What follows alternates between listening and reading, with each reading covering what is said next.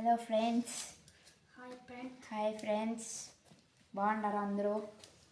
ఏమో నాకు తెలియదు మరి ఎట్లా ఉన్నారు కానీ మా రిషిగాడు ఒక పొత్తి పప్పాయికాయ ఎత్తుకొని వచ్చి ఇచ్చి తినాలా అని ఎత్తుకొని వచ్చి ఇచ్చినారు ఫ్రెండ్స్. దాంట్లో ఇంకా పాలు కారుతూనే ఉంది.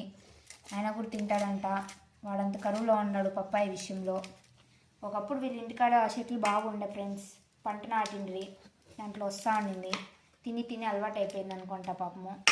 చూడండి ఫ్రెండ్స్ ఎంత పచ్చిగా ఉందో, కకృతి ఫెలో. ఇప్పుడు మనిషి పెళ్ళికి పోతాడండి ఫ్రెండ్స్. పెళ్ళికి గిఫ్ట్ ఇవ్వడానికి ఇల్లు కడతా ఉన్నాడు. వాళ్ళ గిఫ్ట్ను చూసి షేక్ అయిపోతాడు అనుకుంటా నేను. ఇంత టాలెంట్ ఉందని వీళ్ళు మాకు ఇప్పుడిప్పుడే అర్థమవుతుంది. ఏమన్నా మంచి క్రియేటివ్ స్కూల్ ఎత్తుకొని చేసిస్తే ఎట్లా రిషి?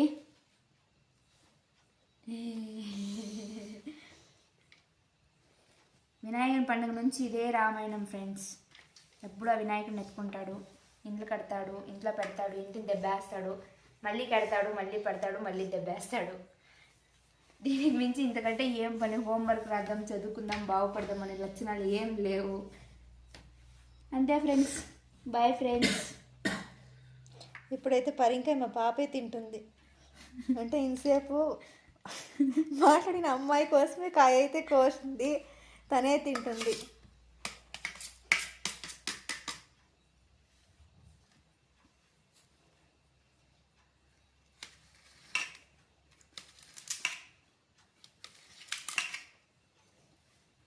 రిషి రా తిన్ను.